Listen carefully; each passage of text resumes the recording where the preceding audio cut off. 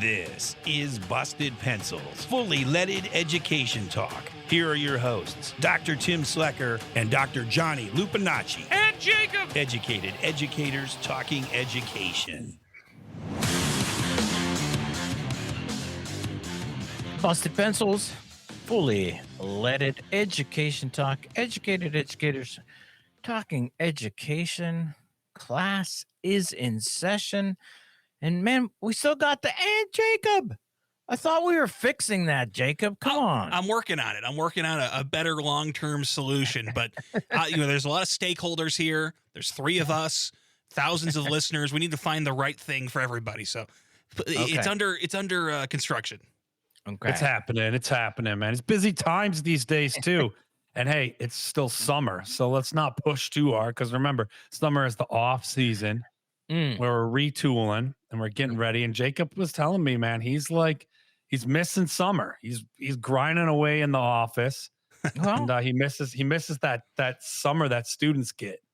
Well, here's what I can say though, Jacob. I mean, if anything, if you would have learned and listened to anything I've talked about in the past 3 to 4 months, if you were using AI, you'd be having a heck of a lot more free time, my friend. Maybe I should get in on that. Tim, I hope you have invested big stock into AI because no, I you know what though? I mean, yeah. So classes in session, trust, distrust, AI. Believe it or not, we're going to try to make sense of this because it is an issue, as Johnny points, or we were talking about before the show. There's some research now coming out. Now, again, when we're talking about research on the effects on AI, we have no long-term studies. So let's be careful to understand, quote, cause and effect relationships, big data sets, all that kind of stuff. Okay. Not out there yet. And again, what do we mean by effects? But there's a body of research now. And Johnny, I don't know that we're going to talk this much about this as much, but there's a level of distrust because I think what you pointed out is a different level that I saw, at least in this first kind of summary of the research, which is, and this one does, it goes all the way back to the initial fears of teachers and faculty saying, I can't trust that my students wrote this paper because they used AI, right? And so there's that level of distrust that, of course, students will use it to try to get away with something, and faculty know that, and it's AI. But now, though, this research really starts to point out there's actually a backwards part of that too, where students themselves are now feeling like they're under hyper surveillance about using AI when the fact that they're not, or that they might be accused of using AI. And so this level of trust, which you would say between a teacher and a learner, a faculty member and a student, that relationship revolves around trust.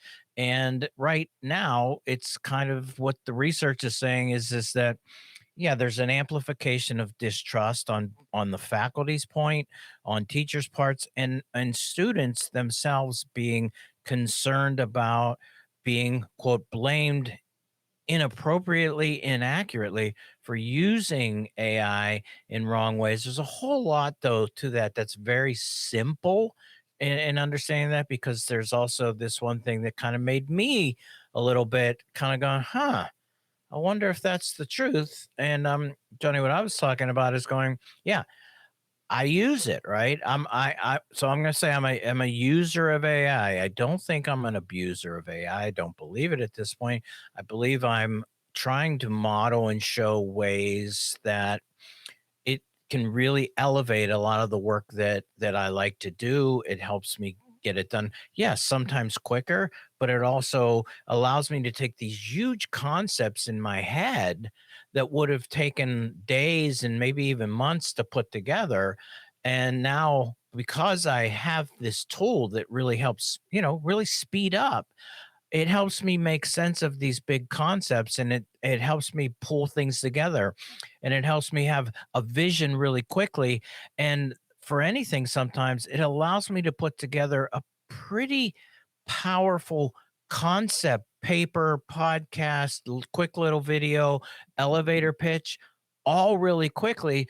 And that, and so then I can present it to you or present it to somebody else, and we can begin a conversation where typically we might have had a conversation about, that would be cool if we could. And I keep saying AI kind of gives us the ability to do, but we can now. And I don't mean that, but we can now and it's finished and therefore let's go home and relax. I'm saying that we can now, but there's a little bit of a kind of self reflective moment of going, well, are people thinking less of me now because I use AI? And so that's that level of distrust. I know it wasn't the area, but the whole idea of trust is trust. Johnny, go ahead, comment Well, on. Tim, I think this is important, especially to bring in a class in session where we go back and forth and we make jokes about being, you and the church of AI and me as sort of the, the skeptic and the anti-AI. Back in the day, I used to say, hey, I want to go head to head with AI, and I'll write and publish more papers than AI. Well, I would have lost that battle, clearly. But AI is like a giant tidal wave, right? And when a big tidal wave is coming, I have this impulse to dive straight into it and hopefully go through it and survive. And I feel like that's where I'm at. But Tim, this is interesting because we've talked about it and I brought it up before. And as it's like, it's part of the conversation. I'm not going to say that the tool is good or bad. We're going to say like how to use it. Let's not oversimplify it. Like, hey, am I judging you because I tease you about AI? Do I think you're not able to do these things? And that's the part I want to come back to is, Tim, you're talking about AI as, a tool to help kind of change the labor, say maybe a task that you already knew how to do. And in fact, I'd say are quite excellent at. Tim, you're a published author. I know you know how to write. You're a teacher, you're a social studies educator. We're from a generation where we learned to do that. As I would say, young people are still learning to do today, just a little differently. And the AI plays a role in that learning for them. But you already know how to do the task and do the task well. And you utilize AI in a sense to help kind of combine efforts with you to maybe speed things up. That's kind of my summary of your use of it, or to maybe spark some ideas or to, maximize skills that you already really have, right? And that you're putting to use. But one of the things that's happening with access to these AI tools that are doing labor that, we had to learn to do, which I'm not against, right? I know. We can be humble about this, Tim, even though we put in the hard work. And, I said, hey, I want to go head to head with writing articles against an AI machine. Well, guess what? The AI machine's pretty good at writing articles, and I can keep up for only so long, except I have to sleep. Yeah. Right. And I have to go eat and I have to do all kinds of things that the AI machine can keep doing. So it's going to win that battle. But Tim, one of the things is not blaming AI or you, the user of AI, and that could be any user out there. It's part of our everyday lives. That's why I come back to it's that tidal wave that we're not going around. It's hitting and we're going to have to go straight through it. And some of the things going straight through it that I brought up, one is we don't even need to get into it today's class and session, but is anybody, and yes, there are people saying this, and I know I sound like a raging liberal from California when I say this, but is anybody really taking seriously the environmental impact that it's going to take to continue to utilize AI at the capacity and trajectory it's sort of headed for? Like just the raw resources and the sort of amount of people on the planet and all these kinds of things that, climate change and all that stuff that I know I hear it out there, listeners, like, hey, what's wrong with Johnny? He's a raging liberal today. I mean, yes, in that context, I'm saying one, it's environmental, like the capacity for Earth resources to continue this trajectory. That's one thing. The other part, and it's probably lesser of a conversation we need to have about it, but the other part is a huge contribution to something near and dear to both of our hearts, Tim, democracy. Yeah. And I'm not saying AI is ruining democracy, but one of the things the study you sent me today kind of alludes to and is tangent to is that we're beginning to look at culture and relationships, especially in learning, but all like peer to peer, just in general, And trust is really important. Trust is really important in a democracy. Anyone out there listening, trust is important in your neighborhood. It's sort of an essential. You want to trust your neighbors. We want to be able to, in general, trust our community, right? Healthy relationships are founded and maintained on trust, something tremendously difficult to build and easy to break, right? We teach this all the time in schools. Trust is essential in a democracy. Well, we're in an era of extremely high distrust amongst people. When you say And- distrust, you're talking about like distrust of, let's just get to this so you can really dig in. Trust of, I don't believe that because and we had this before AI. I don't believe that because I listen to Fox News and I know that Fox is right, or I don't believe that I listen to CNN. I know CNN is right. There was that distrust, but you're kind of going even deeper on. Well, go ahead. Tim, because what I want to talk about is in any context, we're talking about, I set this up, right? As trust is important. So if you're with me on that, you're like, yeah, well, trust is really important. It's sort of a foundation of, people to people relationships. It's in neighborhoods, it's in classrooms, it's in our homes, right? It's in our countries. But the idea of, what you sent a study was that there is, a purported lack of trust related to AI. And I think this is really true, not blaming and pointing my finger directly at AI, but more largely the role AI is playing in our culture because of these things, Tim. I think AI contributes to a lack of transparency and explainability. The answers just pop up, right? And I know that that's not the tech end of it. There's probably a programmer somewhere who's like, no, it goes to all these databases and does, but its effect on day-to-day relationships and culture, to us, the general user, the information just pops up. And in fact, sometimes different information can pop up. And I'm not saying I'm blaming AI for this, but us as users engaging with AI, I think that's its lack of transparency to the average user, to me, maybe even more than average user at this point. Tim, I've been going to church with you for almost a year now, right? But I'm saying that sometimes that lack of transparency or that comfort with just the answers or the product coming to us, it helps kind of build towards distrust. If I can't see or know, right, then I may have some anxiety. It might be extreme, but it's popping up. But I may have some questions about, like, hey, where did that information come from? In fact, too, then when I think about, if I look deeper, well, AI is all based on gathering data, right? So it only knows what information that's out there and that it's given. So given that, then we have people who say, well, it's going to have bias, or it's going to have particular effects on fairness. So it's sort of gray area, that moment we're in, where I can't see exactly where the answer is coming from. I hear that it might have bias. And Tim, I'm with you. That's before the big tidal wave of AI. We have like, well, if you got that information from particular news sources, well, it had liberal bias or conservative bias, right? So we're already in that sort of that rifeness for larger cultural distrust. Like, we're in a petri dish, right? So I'm not blaming AI, but we're in this petri dish for like distrust to spread. And I think AI contributes to it. And I also think about too, Tim, when we get to this level of like, I had a friend and he's a big AI congregation member like yourself. I'm just teasing Tim because I actually use AI a lot too. But he sent me a deep fake of me teaching.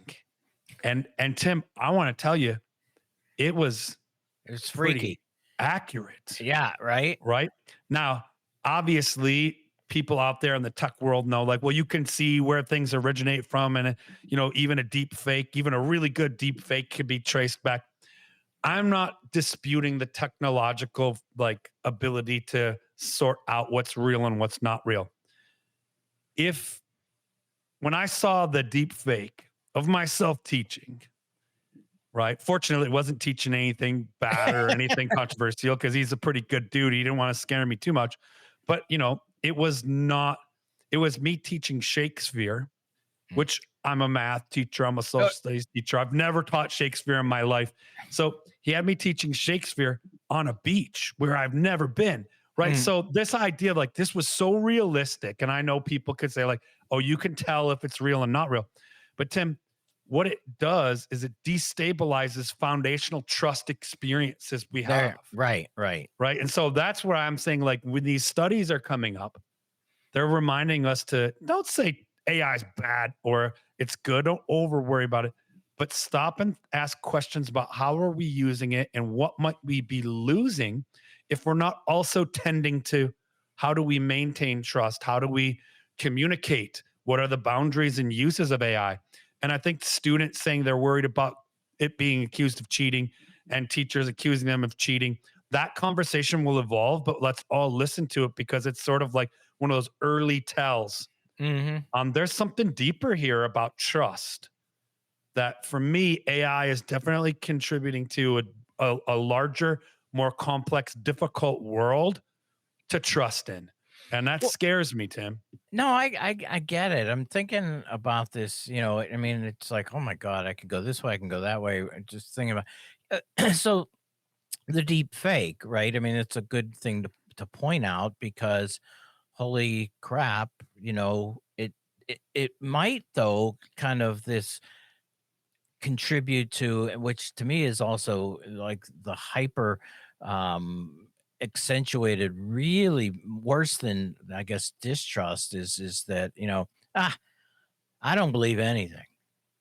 I just you hear people go, you know what, Good. And here's the deal. Like, look, I don't care if it comes from CNN, I don't care if it comes from Fox News, unless I fully have my ability to get it myself. I am totally knowing because I just saw me teaching Shakespeare on a beach, and yeah, I have no recollection of being teaching on a beach, but darn it, it was possible. That now has just sparked like a chemical reaction in my brain that has now said, you know what? You can't trust anybody. You can't trust well, anything. Yeah, that's a fear. and so you put that into, as you said, let's go back to what we talked, democracy. There's a level where of we have to have a belief in a certain, and Jacob was saying, what is true, what is objective, right? Because we have to have some sense of you, me, and Jacob having an agreement that something is real, that it's potentially factual. It doesn't mean we don't have different takes on different discussions, but the content itself has some connection to all three of us believing it's Well, real. there's two things, Tim, that you brought up, and I disagree with two things come to mind, and sparks out of a disagreement I have with you is objectivity doesn't exist. I All know. right, I so I'm just gonna go like, but the goal, like I think what you mean, the Yeah. sentiment is like striving towards that. Striving to. Given our different perspectives, experiences, and expertise, that's the beauty of democracy, right? Is that common good Mhm. that we're gonna arrive at common good. And I'm gonna come back to it again at the fear of sounding I'm taking the super liberal perspective today. Man. Here I go. But scientific consensus, right? The scientific method applied around the world from diverse perspectives, diverse disciplines, saying, hey, we're running these experiments over and over again. And even without there being, complete objectivity, we've kind of tamed our subjectivities enough. We've replicated these experiments enough time from different perspectives and different places and different disciplines. And we're landing on some consensus, some things that I think, like you're saying, are like a very trustworthy truth. Mhm. And I think for most definitions of that, it's scientific consensus. It's running those experiments, whether they're social sciences or hard sciences or wherever, right? In many different languages and around the world from different disciplines that help us say, okay, there's enough consistency for us to kind of follow these results and apply them. And I think that's still true, right? Mhm. There's a value to scientific consensus and there's trustworthiness built on it. Like it might not be your way, Tim, or my way or Jacob's way, but together we're going to work through applying the best information we can get on whatever that topic is from experts and help sort of land on that thing that democracy calls common good, right? In the interest of everyone. Mhm. That means sometimes we have to give a little, right, Tim? Like we have to meet and it might not always be the middle.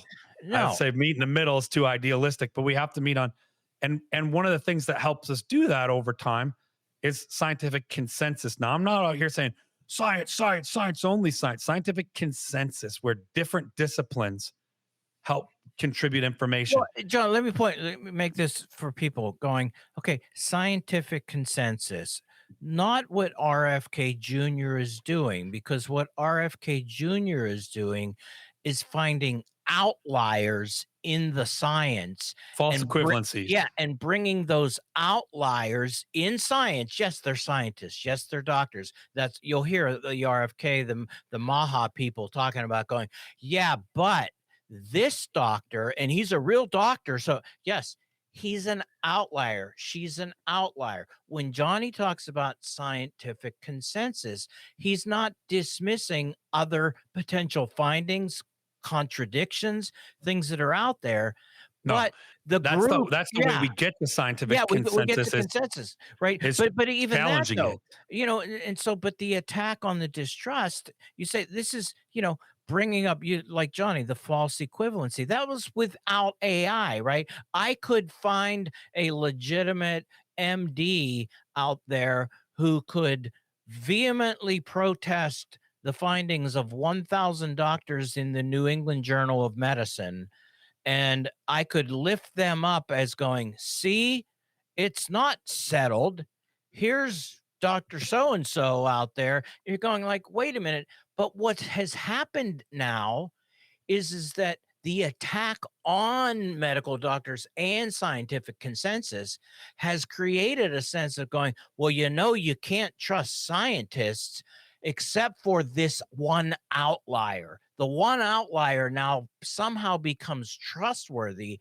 And I think, John, that existed before AI. And I think our concerns are, as we're going into this though, too, is now with a tool like AI, think of how much manufactured, legit, in scare quotes, consensus I could create by using AI to create a whole swarm of findings, of research studies, of results that absolutely could fly in the face of what we would say is consensus. And I think that again goes to that, that extreme relativism that I always worried about. Back to again, just teaching social studies to my students, teaching Howard Zinn, the effect on them was I wanted them to question the narrative of US history, but I didn't want them to go into a total cultural relativism where nothing matters, nothing's true,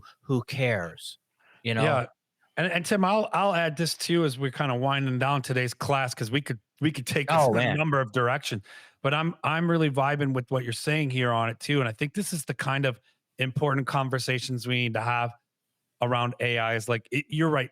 It's highlighting things we already were struggling with Right. as a culture, but they're not going away. And in fact, like you said, there is potential. And this is the wonderful thing about human capacity. We as human beings in a democracy, we have the responsibility and the ability to talk to one another, to work together, to figure out how is this AI tool going to be part of our lives, right? Mhm. And I don't just mean that like in every way, because sometimes it's our employer who's making those decisions, but it's all still at a human level. It's not like the robots are running this, right? So I get really excited because when we're having these conversations, when we're reading these articles and these studies, we know that people are out there talking about how do you use AI? How should we use AI? What are some of its strengths? What are some of its limitations?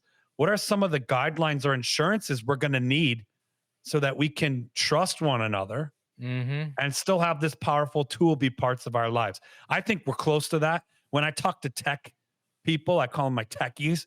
When I talk to them, they're like, oh yeah, you got to see this. You can see the digital footprints and all. It's like, okay, on the tech end, I know that people who know a lot about technology and its use, they tell me I worry about things I don't need to be worried about. But until those things are common knowledge to people like you and me, Tim, and our neighbors, Mhm. we're worried about them. I'm sorry. If the deep fake, I can see a video of myself teaching Shakespeare on the beach. I'm like, cool. One, I wish I was on a beach. Two, I don't really know that much about Shakespeare. 3, holy smokes. If someone could do this, what could they do? How do I even believe that, the president saying such and such is real even, right? And so I think you're right, Tim. It has sparked this opportunity, call it, or invitation, or even contagion, right? To think, well, nothing's real. Not yeah. Like, I can't believe anything. And so I would say, hey, come on, we all know better. Yeah. We just got to figure out, they got to dive straight into the wave. That's where I'm at, Tim, the AI wave. Dive straight into it and figure out your way through it. See, that's what we're doing. You're diving into it, trying to figure your way through it. And I'm actually not diving into it. I'm like, it's going that direction. I'm going to try to surf it and ride it. And you know what? We need to figure out if riding it and surfing it is a good attempt, or breaking through it and getting underneath it is a good attempt, because actually we need to know both. And that's kind of where we're going with here, man. And Jacob, we didn't even get to you, my friend, today. I'm gonna record my own answers and add it to the end of the podcast. I think I've got about 15 minutes, so should work out. You've got a whole lot of material now for Producer's Choice coming up this week. Hey, but you know what though? At this point, now it's time for your moment of Zen.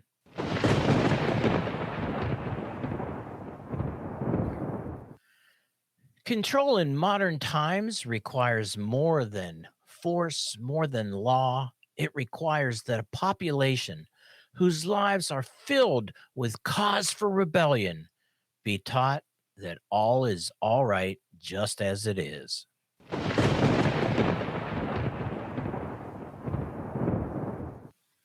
Thank you for listening to today's class in session. If you want to grab more busted pencils, well, just go on over to Apple, Spotify, or you can always get at us at civicmedia.com or at our website, bustedpencils.com. Remember, you can find great Busted Pencils content on AI. No, just kidding. Every Monday for Homeroom, Wednesdays for Class in Session, and every Friday for Producer Jacob's Choice. And of course, Pencil Busters. Even though I make jokes about AI, you have fun with that AI, learn how to use it, because you can always tune in every Saturday and listen to Busted Pencils weekend broadcast at 3 p.m. Central Time across all the Civic Media networks for 1 hour with your favorite blue-collar scholars, Tim and Johnny, and keep busted pencils.